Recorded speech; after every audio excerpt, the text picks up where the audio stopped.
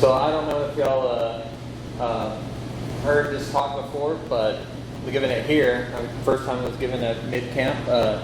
Make Drupal 7 development fun and modern. Let's see. First, I want to let you know about me. Most of y'all know me. I go by alias Joe Redneck. The name's Allan Chappell. I work for 4 Kitchens. Some people talk about me as the good old country boy.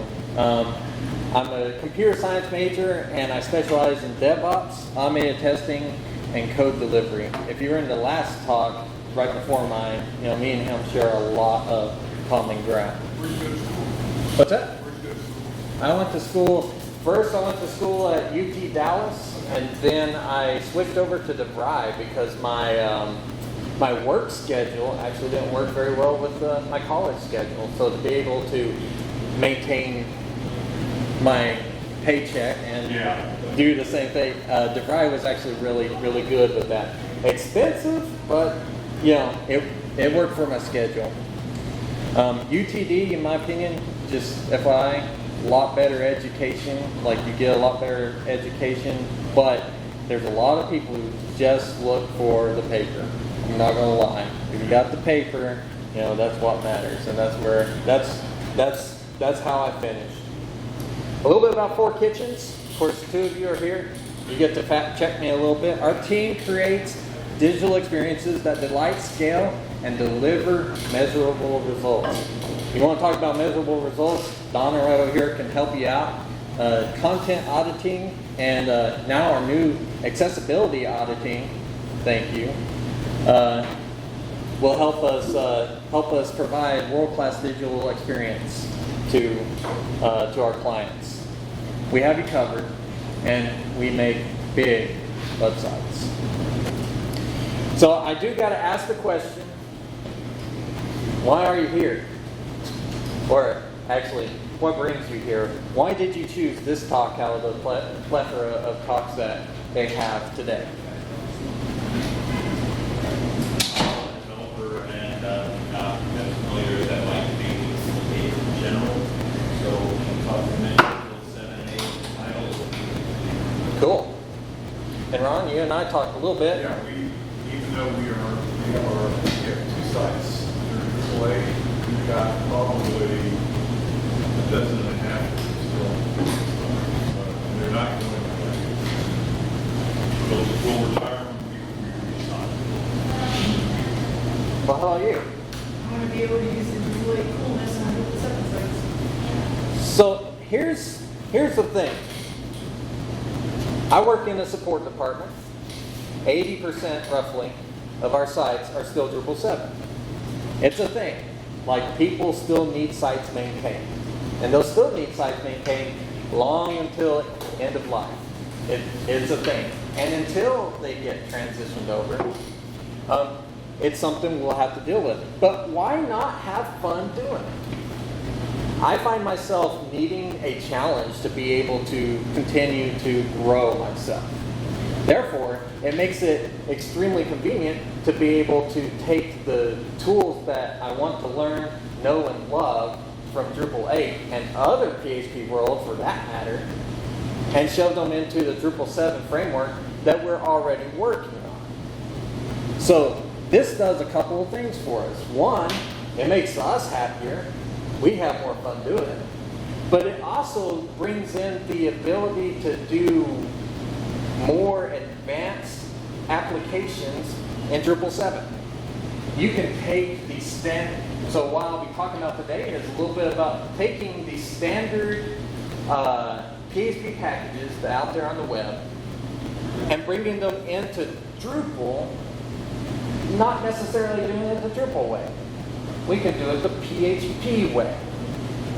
And that's what Drupal 8 is touting, is that we can now take PHP, what's out there built for the PHP community, whether it be Symfony, Laravel, whatever, and put it and marry it directly with Drupal 8. So that's why I'm giving this talk and why I think it's important. There's 3 things I'm going to talk about today in this pursuit. One is a module called XAutoload. Really simple module, really lightweight, does a lot for you.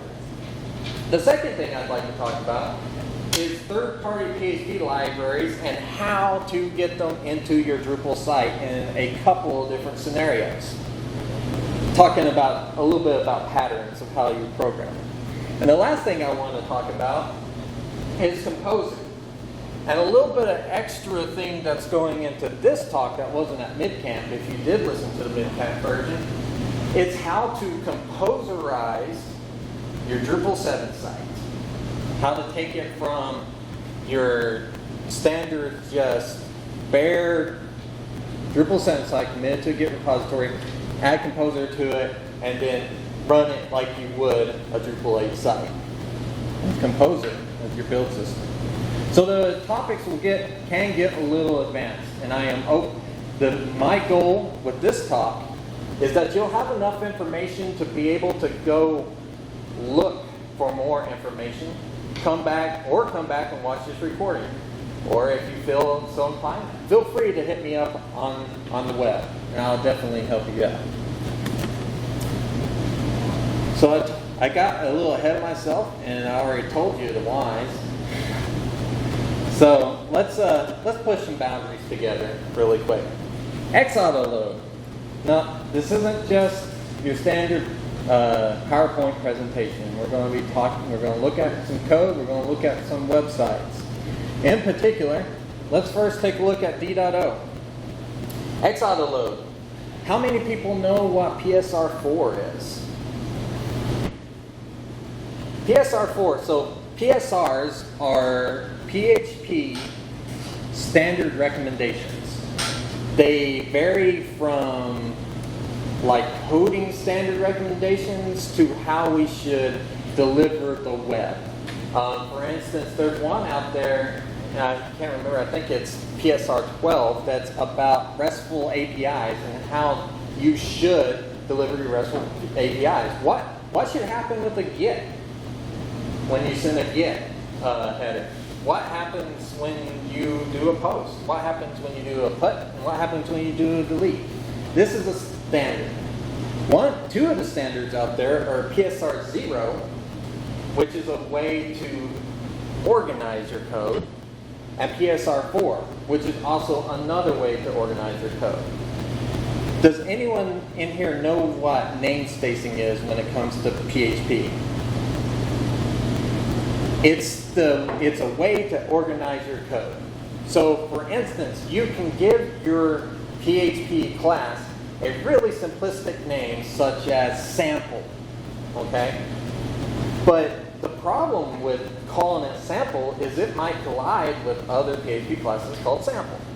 So namespacing was introduced as borrowed from the Java community to be able to have that same simple name but put it into a deeper namespace scenario, much like directories.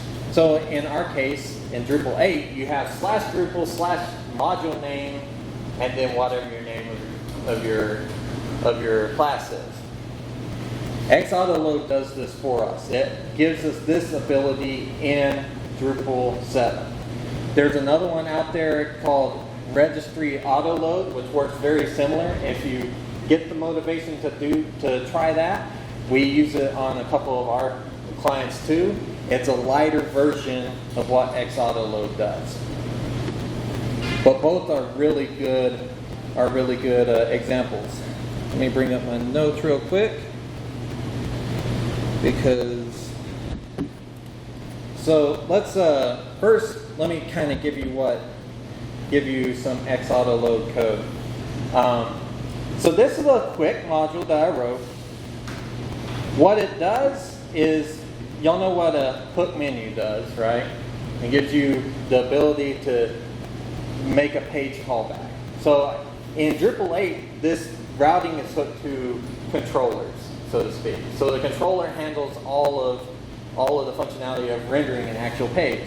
In Drupal 7, we use a page callback, which coincidentally could be a controller if you want it to be. But in this case, I'm just going to use a function, XAutoload example page render.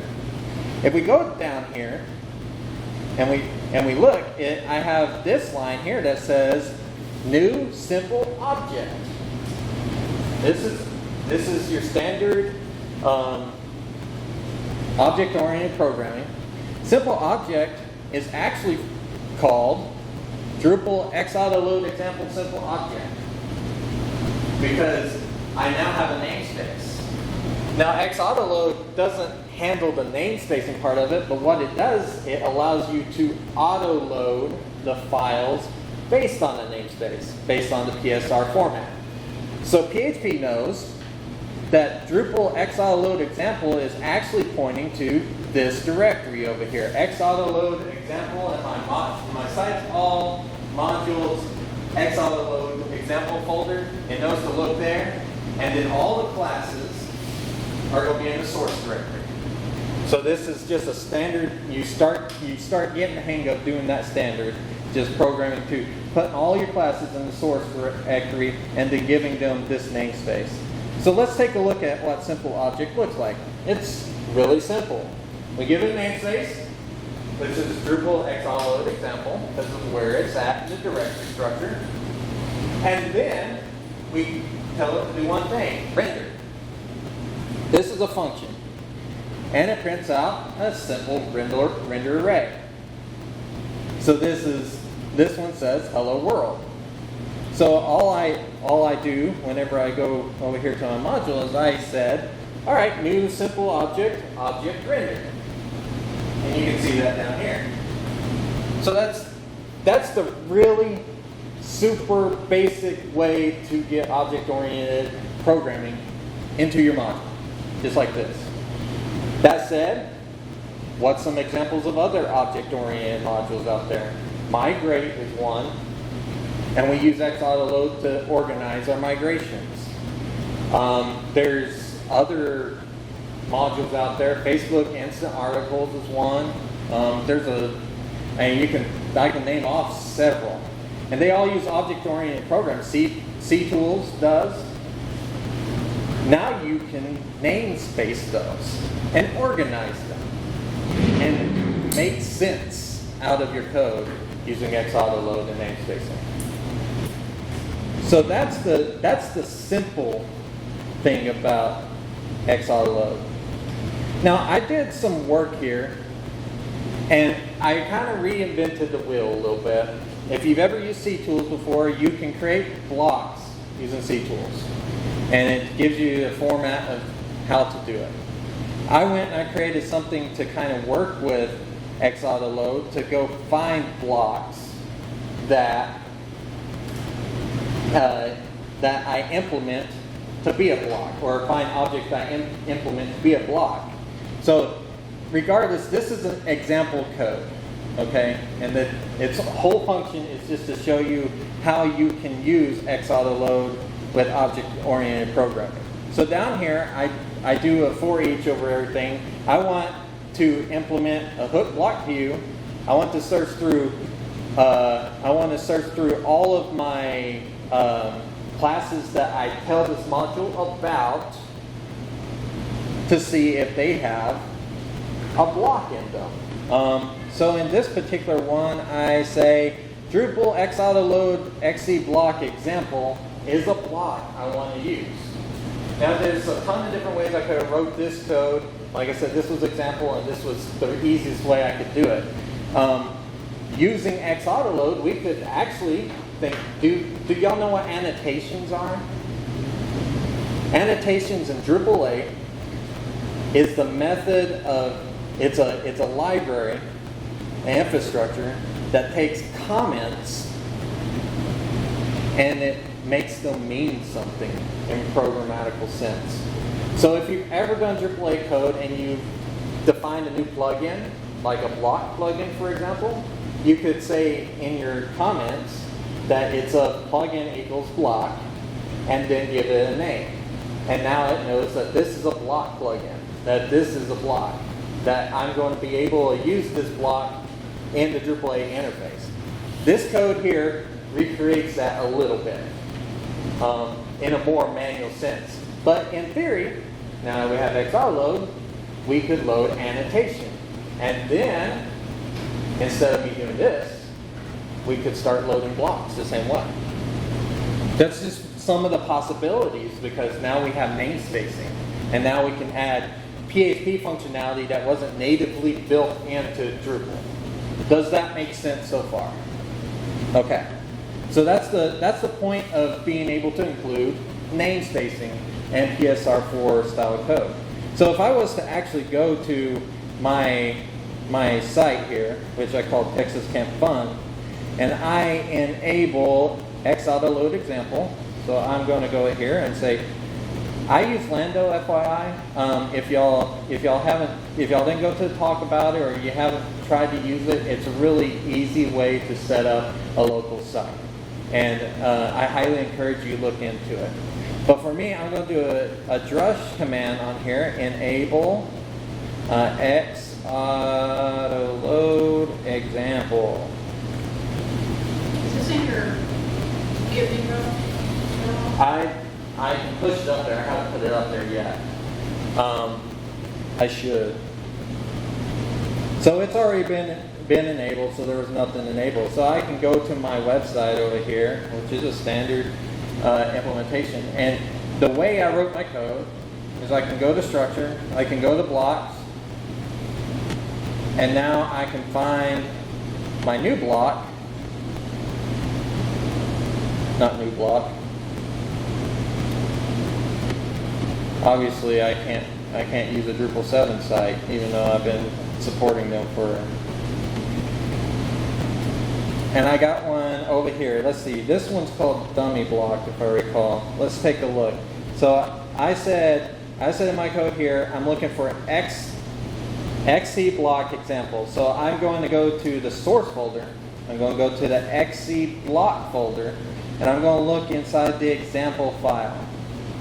This one extends XC block base, which creates a block with a dummy block title. So this is actually a really quick example of hierarchy. Extending an object, something that is sometimes really hard to do in Drupal 7, because where do you put that class? How do you organize your code? With PSR4, it makes it more easy. And with PSR4, your editors know where to look. So you know what I can do? I can go over here to my example and say, hey, hold down the Alt key. Look, it's giving me information about my class. Click on it, and I go to that class. That's amazing. Something we never had in Drupal 7. Used to, you had to do a grep and look for that code, or like search a whole bunch of text. Now your editor can work for you. So I got dummy block. Dummy block comes over here. I can tell it to go on, let's say, content for all pages, because I'm a terrible site builder. Everybody should see my dummy block.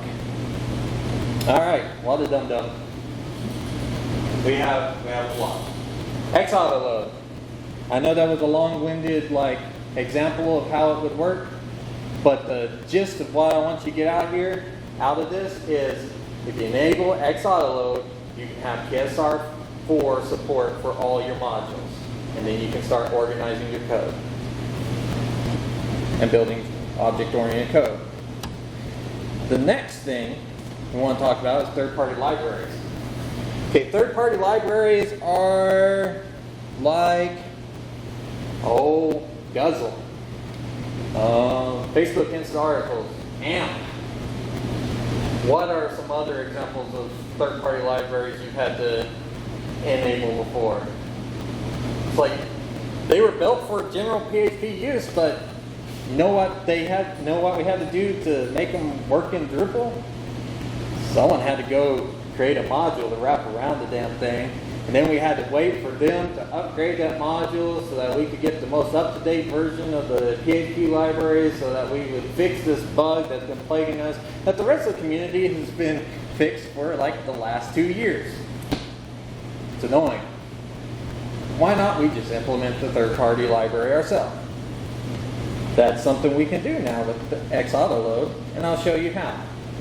There's two different methods of doing it with XAutoload. XAutoload gives you integration with the library module. Who here knows about libraries? It's really fun.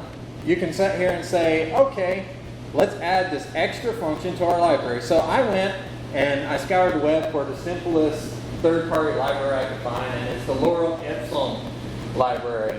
Guess what it does? Yeah, it generates Lorem Ipsum to put into your content, however you want to use it. So I downloaded this library. I stuck it into the libraries folder. I create inside the folder PHP Lorem Ipsum per the library standards of building things. Then I said, XAutoload, take a look at that composer file that's in that third-party library. Let's go take a look at that. How many of y'all know are versed in composer and what the various things mean in this? Let's take a look at this piece. What does that say? That's an autoload. That's an autoload feature. So it's saying in this folder, in this where this composer does, look inside the source folder, and you'll find everything namespaced as Joshtronic. So let's go take a look at the source folder. Look in here, it says namespace Joshtronic. Okay, so now we've implemented auto-loading for this third-party library with the line that was over here, XAutoload. This is additional functionality that XAutoload gives you. It says, look at the composer JSON, whatever auto-loading thing it tells you to do there, you do that. Just go do that. Okay, because people, you know, they're going to build their library the way they want to build it. They want to implement auto-loading the way they're going to implement it. And we shouldn't have to recreate that damn wheel. So, we told them that. We're good. Now we come over here. I said, hey, you know that alter hook I implemented earlier that tells my XAutoload example module about blocks? Let's create a new block. I'm going to call it lib example. So this is the library's way of doing it. And then I can go over here to my example code, which is library example block, src, and look at lib example block. This is a less dumb block. It implements the same things as XE block base did. It overloads a couple of things. We now give this thing a title that's Lorem Ipsum block. I give it a machine name that's Lorem Ipsum block. I give it a subject so that you know what it is when you're looking at the administration interface. And then I tell it, create a paragraph element that has Lorem Ipsum in it and render that. That makes sense? It's easy enough. So now, all I got to do, go here and say, one second, copy and paste, because that's a long name. I'm going to enable that module. It has not been enabled yet, so I'm going to say yes. Okay, ta-da! And now I can go over here to my structure, and I should see in my blocks a Lorem Ipsum block that I could then add to my site. So I'm going to say, along with my dumb block, and put in content, because everybody should see Lorem Ipsum.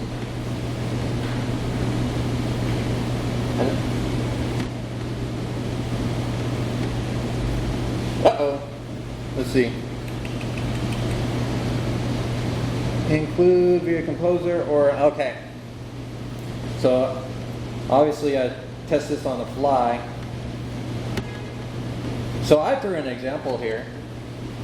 I threw an exception here, and it says, enable it via composer or libraries. Guess what I didn't enable with this module? The library module. Yeah. It's not an explicit requirement. And you'll find out here in a minute why. So I'm going to go ahead and enable the libraries module for the moment, and then remind me in a little bit to turn it off because I don't think I put that in my notes.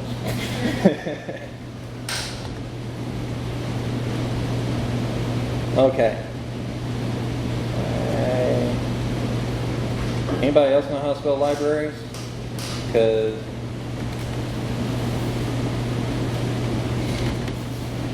spelling was never my strong suit. Kind of goes with the name. All right. So now we have libraries. I should be able to refresh this and ta-da!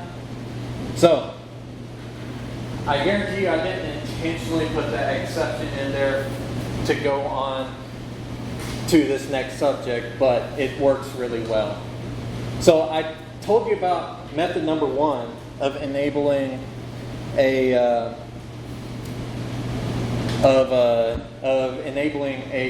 like a third-party library, and that's using libraries, the module. The part that made that work was this code here. This code here says if the class does not exist, and if module doesn't exist, if libraries the module doesn't exist, let's throw this exception because libraries is required to be able to load this class. Otherwise, if libraries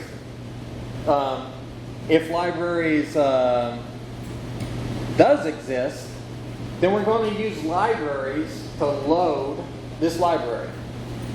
I know that was a mouthful, libraries to load this library. There's this function. So I use libraries to load this library, and you can see because I put it over here in the libraries folder. Ta-da, magic. This little piece of functionality that I've written here is actually a way to, in the contributed world, to kind of foolproof your module, because not everybody's going to have XAutoload. Not everybody's going to want to use Composer. So whenever you're building a module for the community, be nice and don't just say, yeah, go download XAutoload. Yeah, you should be using Composer.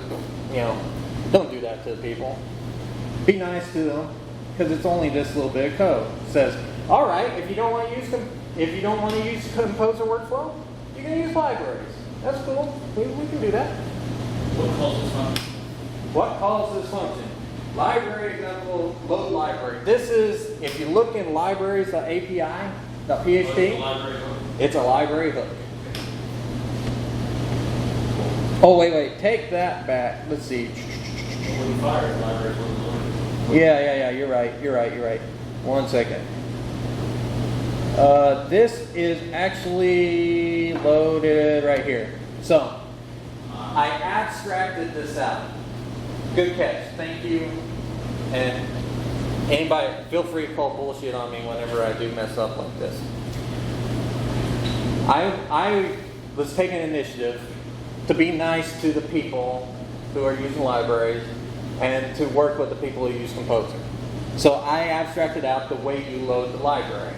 I can either load it through Composer, I can load it through libraries, and I made it into a function.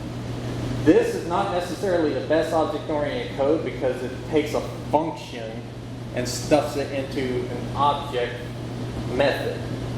But, in the sake of time, this works beautifully. It's a little bit simplistic in nature. So to kind of get back on track really quick though, the other methodology we can use to load things is through Composer. So why not? Let's go do that.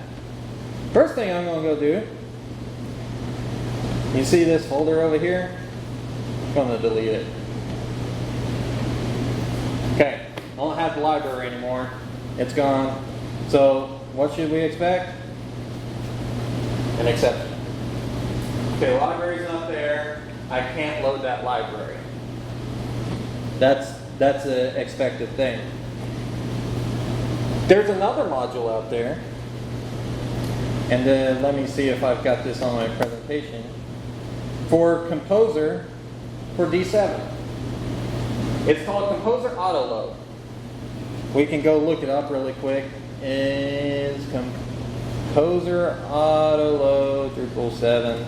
I'm a big fan of Googling things, just FYI. If you can remember a couple of things about something, you can always Google it. Composer Autoload. Literally what it does, it's the same, it looks for the autoload.php file. So if you create your project using Composer, this will actually go and say, where's that autoload.php? Okay, I'm going to include that so that Composer's autoloader will then run. That's part of the function of Composer, is the fact that it can go and autoload all your third-party libraries. That's what makes Drupal 8 so damn powerful. It's because it uses the power of Composer automatically. We have to enable a module to be able to do the same.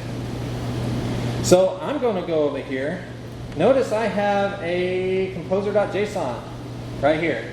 Now, if you want your site to be Composer friendly, you can get this from Composer Project, Drupal Composer Project. I have a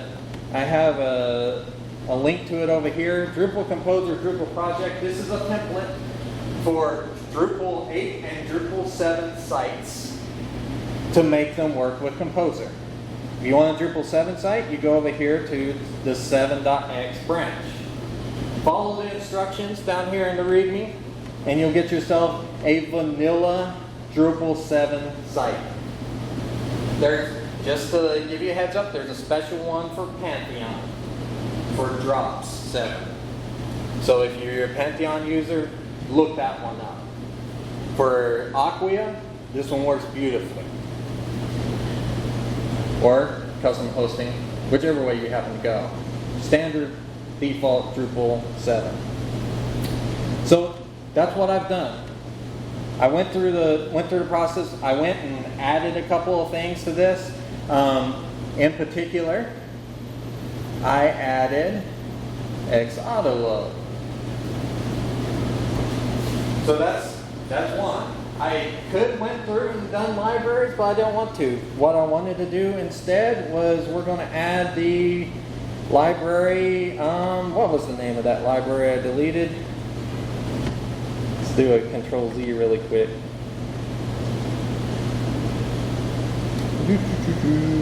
Library. It was a PHP lorem ipsum, John something or another. Let me get it real quick, because it's really handy to have the GitHub link up for it.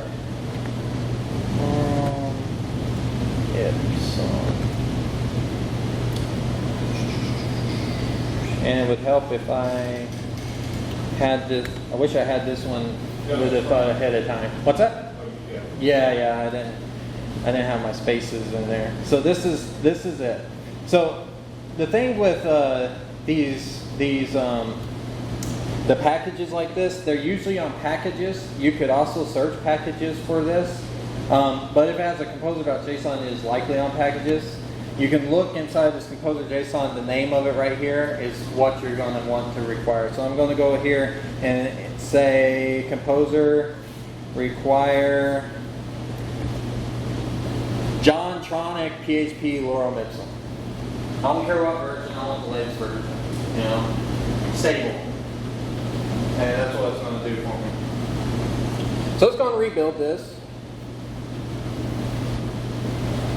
If the internet holds up. Sometimes it takes a minute. Alright, so I got version 1.0 and it'll say greater for that. So it's downloading it now. There we go. All done. So now if I go look at my vendor folder, based on what you know about Composer, do you have any idea where this library is going to live? Well, the name of it was Johntronic. So let's go into our vendor folder where we download all our packages and let's find Johntronic. Oh, there's Johntronic. PHP lorem ipsum. Ta-da! We got it right here. So now I'm going to go enable, not Composer. So many of the commands are just like bunch up in my brain. So let's go enable Composer Autoloader. Yep, I want to enable it. So I was talking earlier, I told you, I said Composer Autoloader includes the autoloader file. That is literally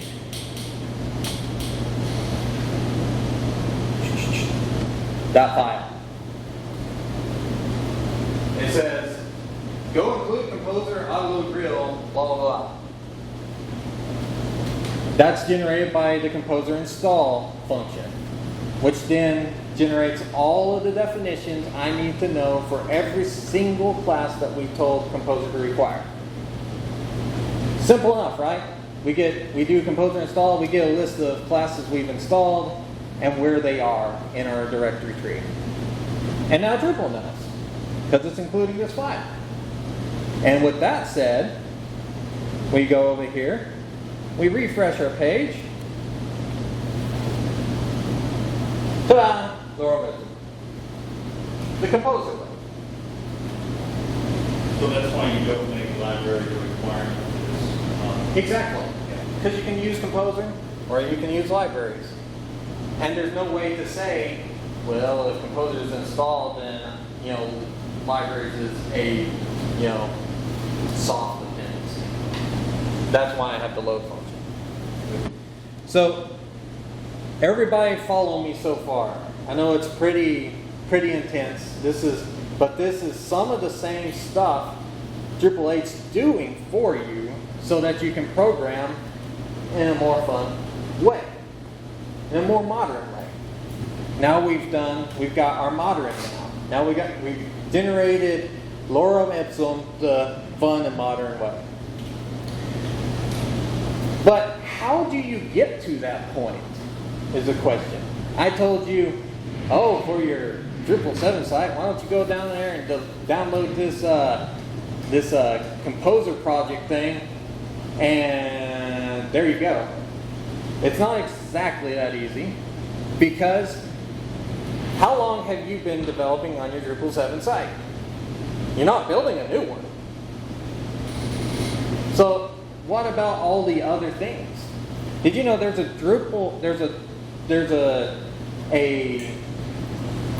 packages repository for Drupal 8 modules.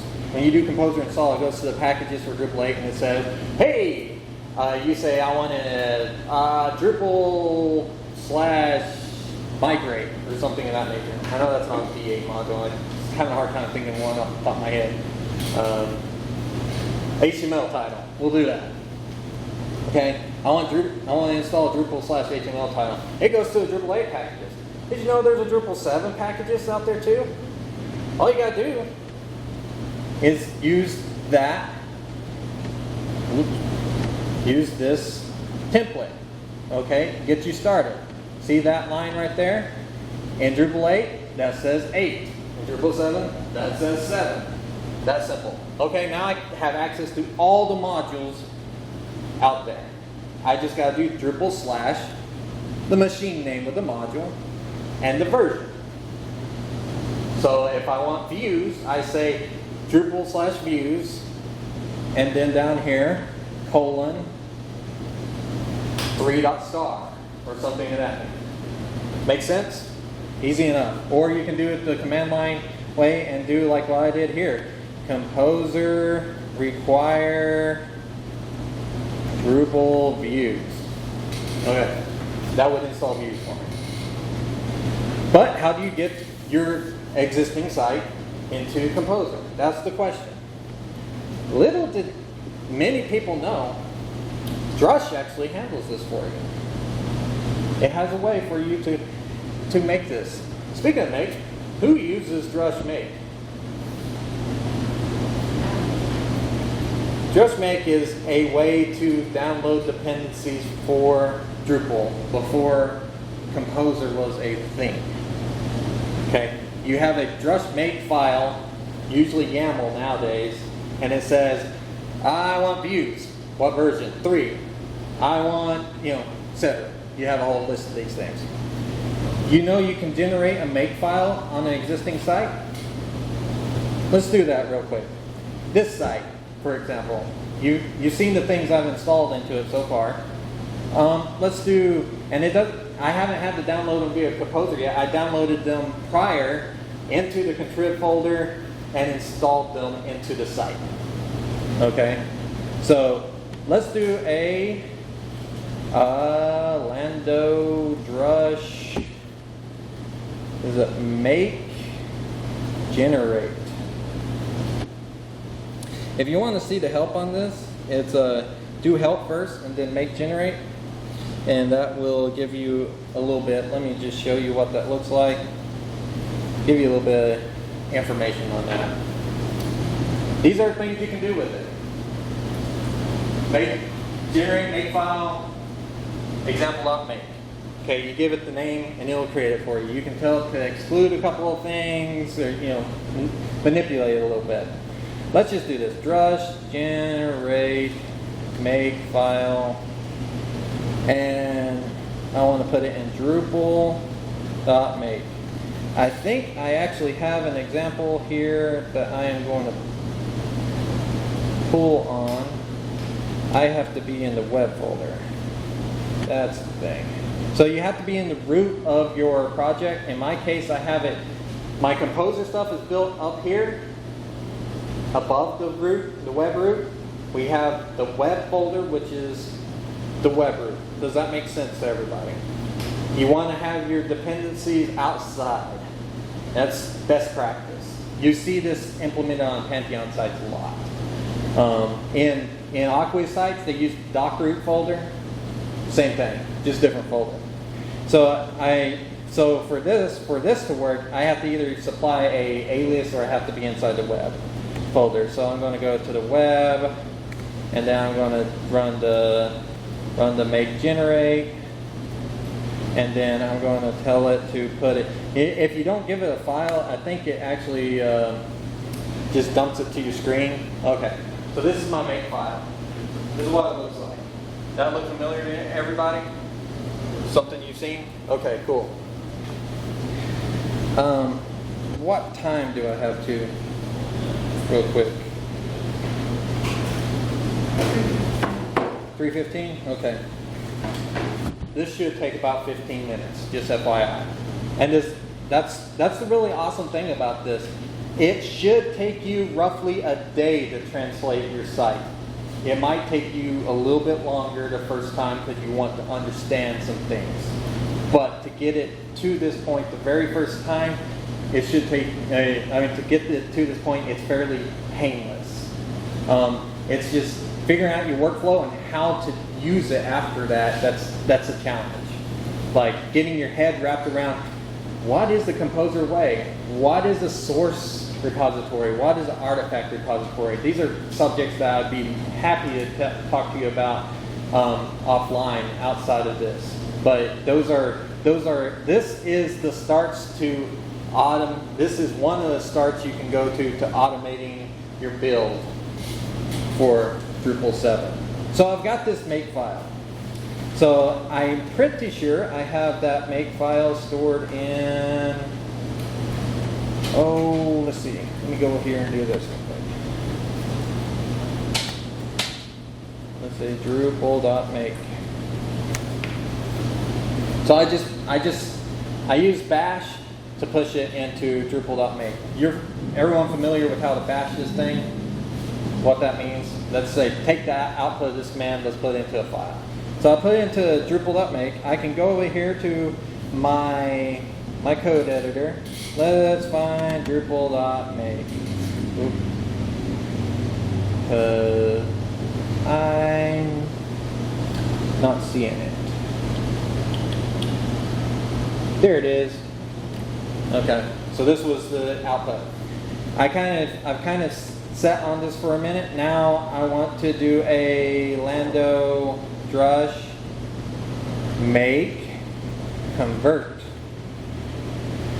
Let me show you the help for that real quick. Help says make convert. You can take an example.make, format Composer. Oh, look at this. This is gold, and do it to Composer.json.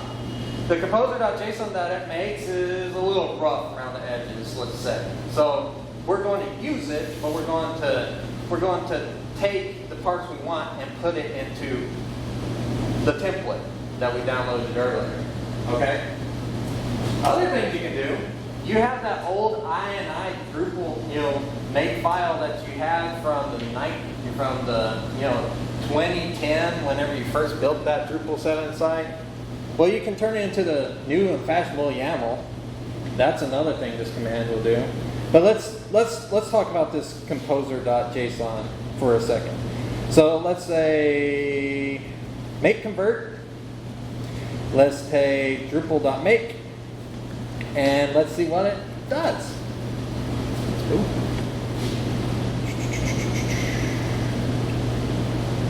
Weird. What went wrong here? Make convert. It converted it to YAML from YAML. Give me a second. Equals composer.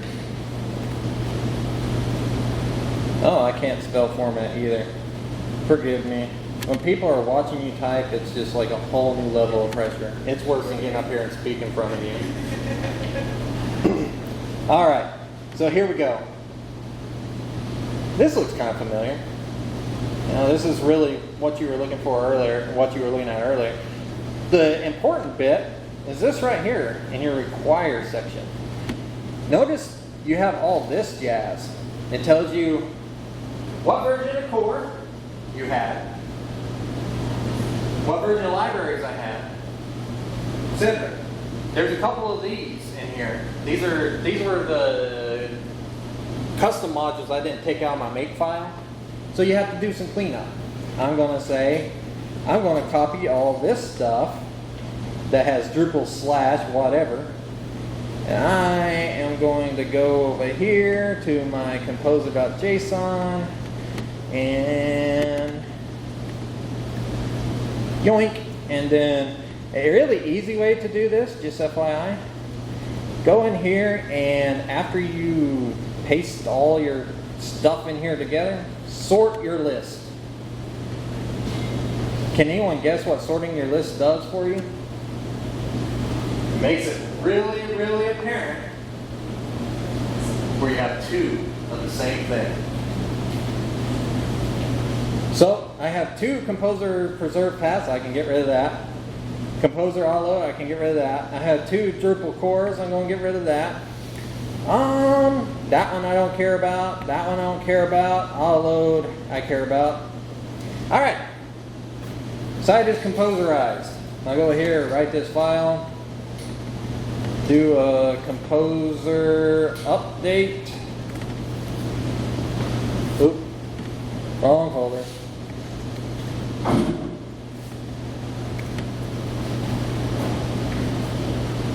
What does this do? Let's go take a look at our composer.json really quick. Down here at the bottom, we have this wonderful, wonderful composer library or add-on called installers. Guess what it does? It takes your packages, and instead of putting them in the vendor folder, it puts them wherever the hell you want them to put. Now they have to implement the installer plugin as a dependency inside the package. Drupal does that for you. You're good to go. But it says, all right, profiles, distributions go in the profiles folder. All the Drush type stuff go in Drush. All libraries go into the library folder. If it's Drupal library, you can make this happen. And contrib goes in the contrib folder. Fat notion, huh? So that means, in theory, in the future, I can actually always download the contrib folders. I don't need to commit those to my Git repository anymore if I want to. And you know what that does? That means when you update a module, your commit is teeny tiny. It's one line. It says changing the version from 3 to 4. It's not, all right, I'm changing it to 3 to 4, and then I get the 100,000 files that come with the address module. Okay? And that makes everybody's life easier and makes peer review more fun when you do it that way. All right, let's go take a look and see what we did here. So it's doing all these updates. Ta-da! So now I should have all my modules and stuff in here. I also have Drush packaged with this, so it's nice and neat and clean, and then I can refer to that Drush whenever I'm on my, server that doesn't have Drush in some, high-level area because I'm on custom hosting. It's really nice, and that's how we composerize a site. I can go back just to round everything out.